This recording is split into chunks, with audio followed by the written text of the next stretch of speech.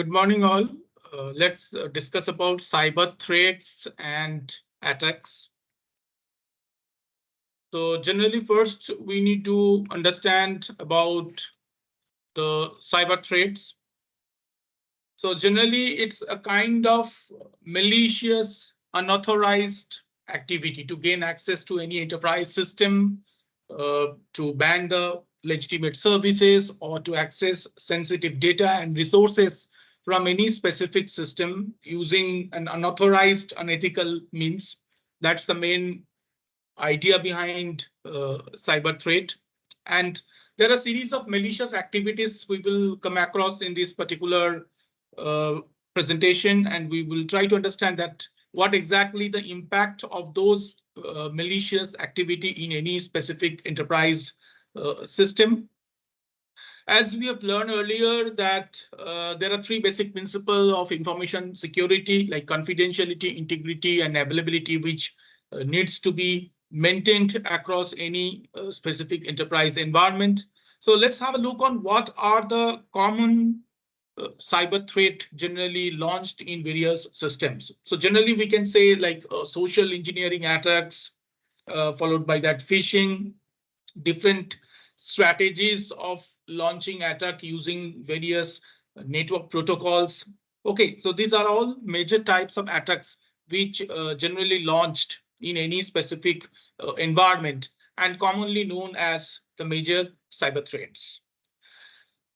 These are all different sources of cyber threat. So if you would like to understand the various sources, organizations, individuals who were involved with the process of cyber threats. So we can categorize it in a very generic manner. Say, for example, sometimes it can be national government, any terrorist organizations, some secret agents associated with industry, maybe the rivals in the same business industries, internal employees of the organizations. At the same point of time, hackers. There are various categories of hackers available, or it can be, unfortunately, the insiders of the organization, or it can be a business competitors in most of the time.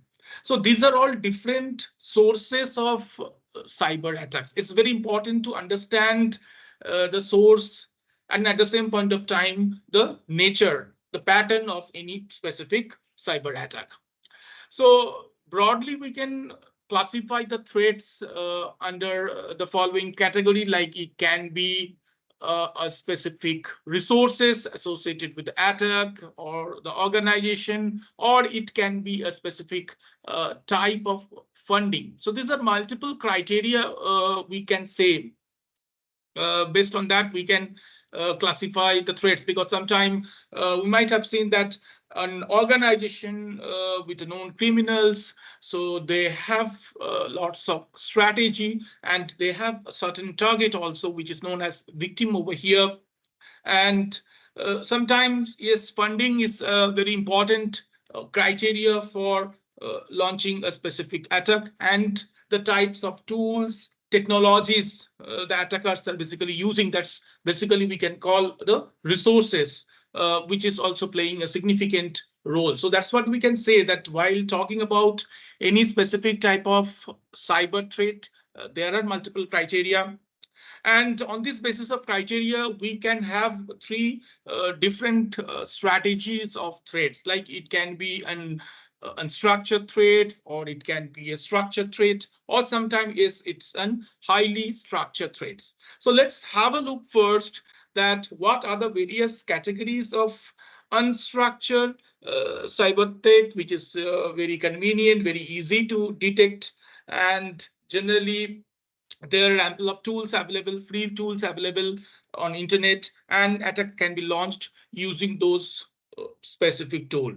Okay, so generally any specific type of critical document intercepted, or critical resources intercepted, and you will see that in most of the times the attackers are individual or a small group of organization. Sometimes even it doesn't belong to any specific organizations at all. And very less amount of funding is actually required, almost nil, because as I told you, most of the tools are actually available in the internet that can be downloaded, and an attack can be launched based on that. So no predefined strategies are actually applicable over here as long as any unstructured cyber threats are concerned. Coming to the next part, which is really significant over here, where the well-trained people, perhaps the hackers, they are actually involved in the process, and obviously a significant amount of funding is available for this particular test. And as long as attack is concerned, it can be against some personal, or it can be against a specific organization. So here also sensitive information gathering, or finding out the sensitive business practices is one of the most important purpose of launching this type of structured cyber attacks. At the same point of time, if you consider it as a highly structured attack, so generally it's actually a very long-term strategy, and basically any specific type of automated system, once the attacker would like to intercept, then obviously high structure cyber threats, like say, for example, the airlines network, the banking network. So these are all highly complex structured network, and a lot of resources, sensitive data, financial information is associated with those enterprise systems, and generally very organized, high structure cyber threats are associated. And generally, as I already told you, a lot of technical expertise is required and extensive funding. And as we know that it's generally launched by a group of organization, and the plan has been constructed long back, and a step-by-step strategy being applied over here to launch and highly structured cyber attack. So these are the three different categories of attacks, cyber threats, we can say over here. Now, once we are talking about the index level, so generally there are specialized units like counter threat units are available, as we know, and they are accountable for evaluating the level of the cyber threat. And that's why we can call it as a threat index level. As you can see over here, there are 4 different threat index level being given over here, like the guarded, elevated, high, and critical. So based on the severity, the threat index level can be categorized, and these are the standard level generally maintained by the cyber security expert. So this is basically a critical evaluations on the corresponding cyber threat. So normally, if we see that there are different categories of cyber attacks which can be launched in the operating system, might be in the application, as well as it can be launched in the network, isn't it? So first one is really important, which is known as advanced persistent threat. So it's an attack which is basically launched in any network system, and obviously it's launched by an unauthorized person to gain a control of the enterprise network, and unfortunately it remains undetected for a very long period of time. That is one of the constraint limitation associated with this particular threat. That's known as advanced persistent threat.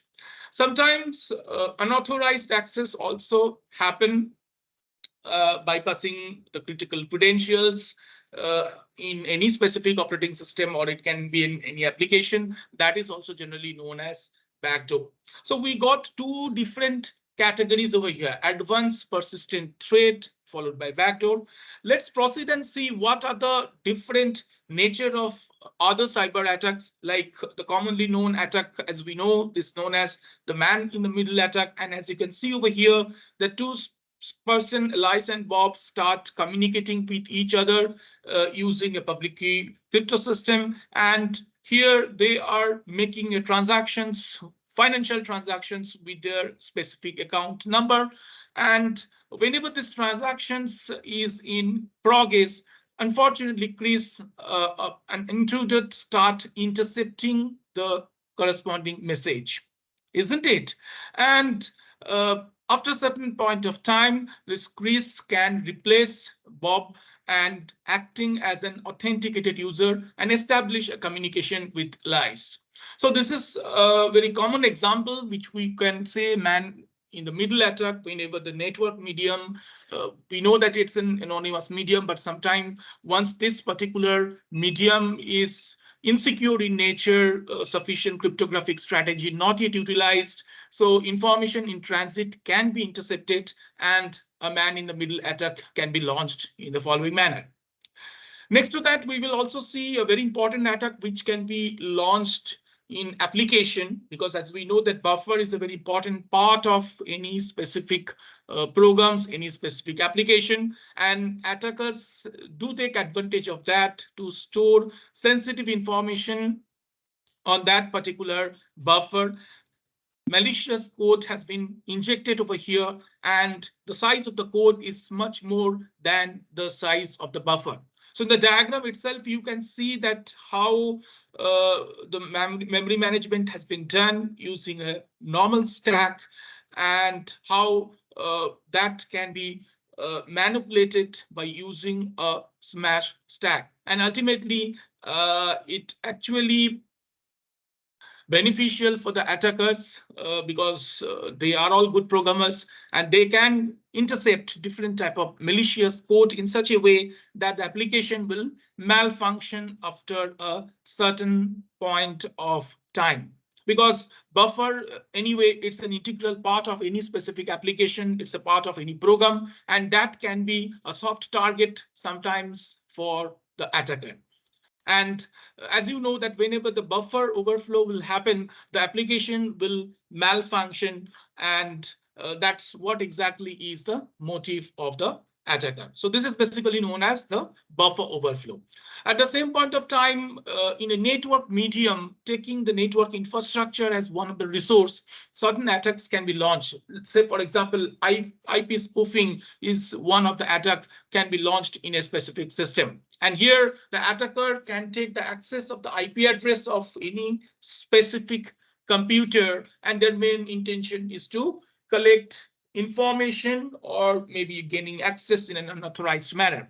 So if you see this specific example, here we have an attacker with a specific IP address, and here John is an authenticated user who's having a specific IP address. So what the attacker is basically doing, it starts changing his own IP address to a spoofed IP address. So that's why it is basically known as an IP spoofing. And this is how it is getting performed, as you can see in the diagram. So the attacker starts communicating with the victim systems, and after a certain point of time, you might have seen that the attackers start masquerading the machine, and it becomes a spoofed machine at that specific stage, and then start receiving the reply from the authenticated system. As you can see over here, it starts receiving the reply. But have a look on this IP address. This is not same as the original IP address of the attacker.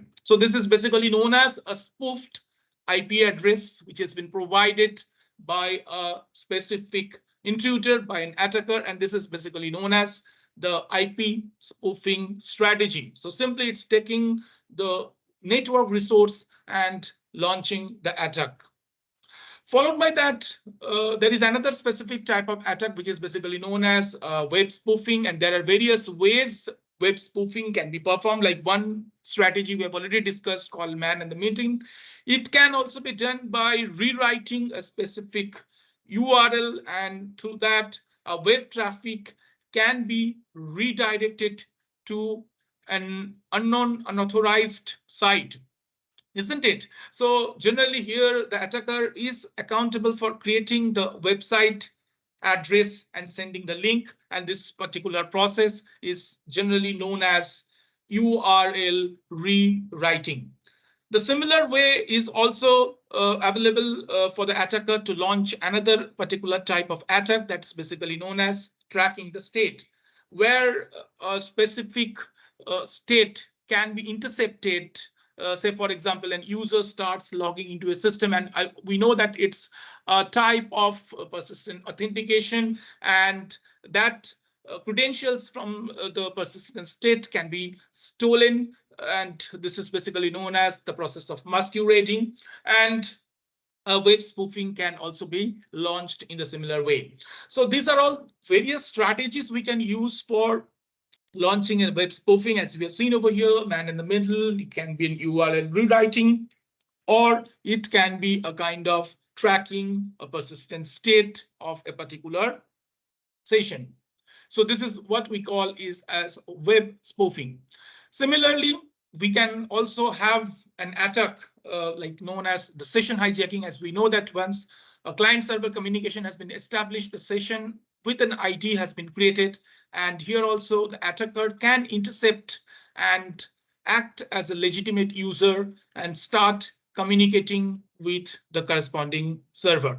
So unauthorized access of the session and start injecting various malicious codes as well as comments into the session. And thus various types of active and passive attacks can be launched using the strategy which is generally known as the process of session hijacking. So if you see the diagram, the idea will be very clear that instead of having an authenticated user who starts communicating with the server, in the middle, the attacker comes and act as an authenticated user and re-establish the communication, replacing the authenticated users, and thus a specific private session can also be intercepted by a malicious attacker. So this is basically known as the process of session hijacking.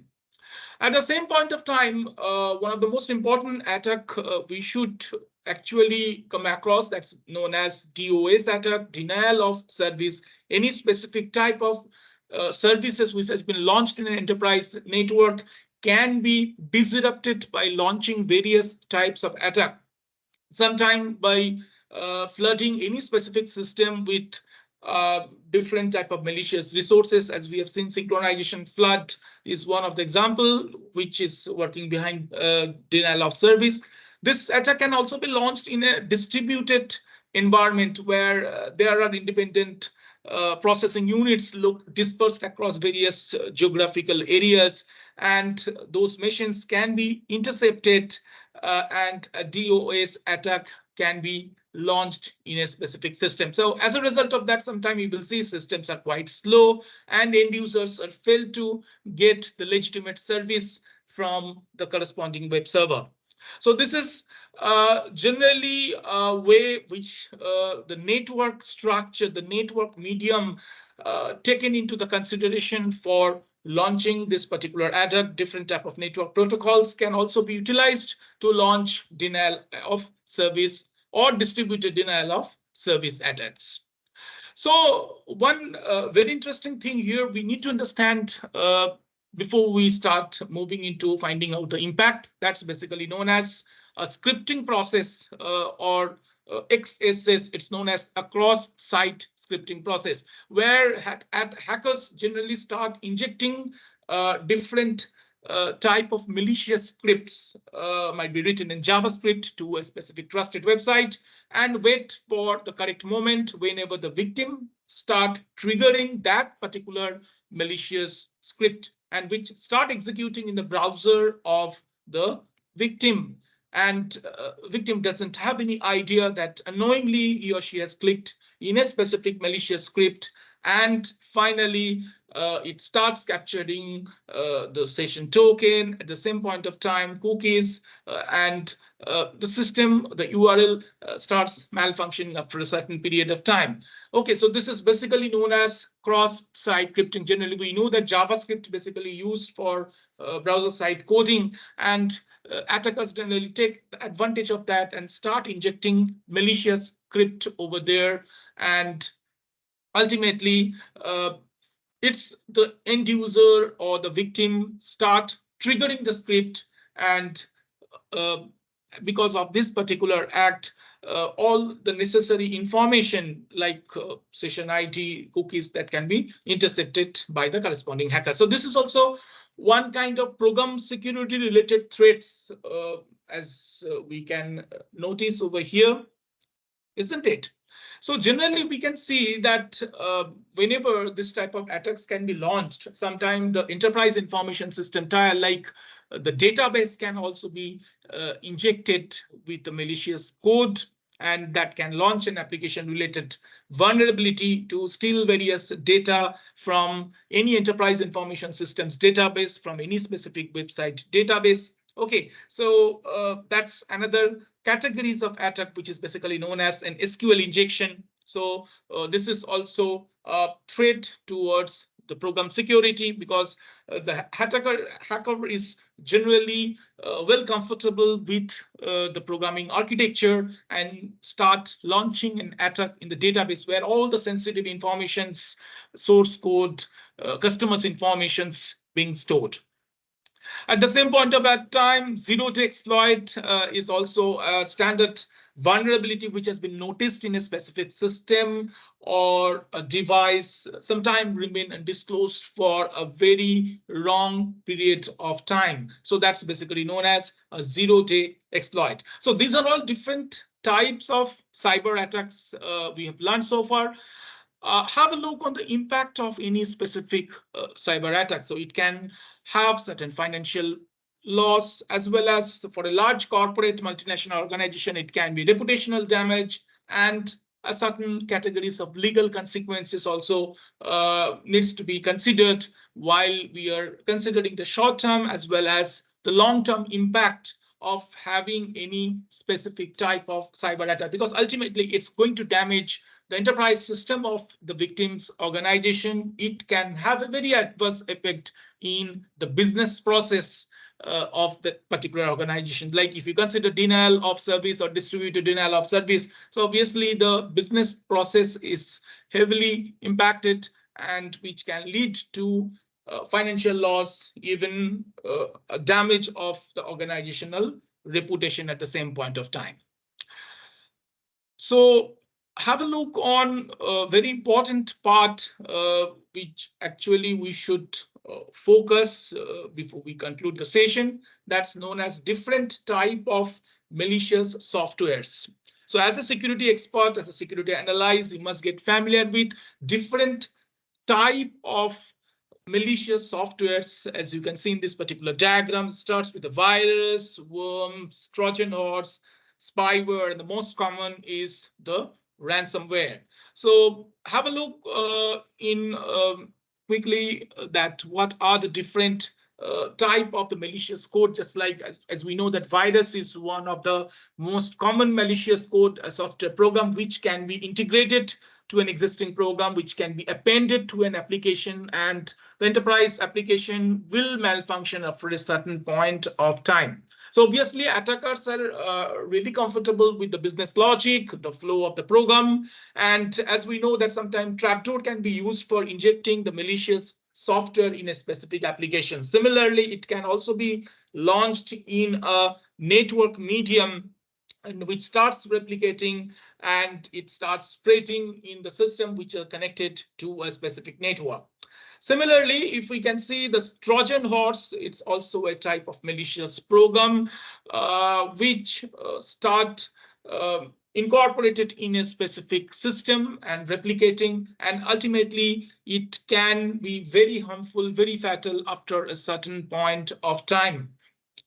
Botnet, another very good example, which is generally used for any distributed environment. Any specific type of denial of service attack can be launched because the attacker gained an unauthorized access to the device as well as the network connection at the same point of time. So these are the two very significant attacks, as you can see, Trojan horse, botnet, followed by that a keylogger, sometimes a specific surveillance software being installed to track the keystrokes of a specific end users in a particular computer, and that can be a potential threat at the same point of time. Isn't it? Sometimes it can also be used in automated Turing machine to find out the credential which has been entered by the customers. Rootkit, a collection of tools, generally it's used in the administrative level in a computer network, but that can also be used for launching various types of attacks by the intruders. Coming to the spyware and adware, so generally these are certain softwares which is remain inside in a particular user's system, maybe in the form of a keystrokes, and start fetching sensitive informations like login ID and password from any particular system. And at the same point of time, sometimes a glossy advertisement can also be used for retrieving various informations from a particular end users, because as soon as the trusted users will click on that particular advertisement, they will be redirected to a malicious site. So that's basically known as an adware, where advertisement is basically used for launching a specific type of attack. Okay, so these are certain very significant malicious code we need to understand, like spyware, adware, and obviously at the end, the most powerful, the ransomware, where a system services will be disrupted at a particular point of time. The system got locked and a ransom amount of money has been claimed from the end users to unlock the particular system. So that's basically known as the ransomware. So in this session, we talk about different types of attacks and what are their impacts and what are the different nature of the malicious code which can be launched in various target systems and can stop the continuous transactions, the normal transactions which the end users are doing in the day-to-day basis. And this is really important for all the cybersecurity analysts to get familiar with the attacks, the nature of the attacks, the source, who has actually launched the attack, and at the same point of time, how a specific application or program can be intercepted, and the normal functionality of the application and program can be disrupted by injecting various types of malicious code. Okay, so here we will conclude our session. Thank you so much.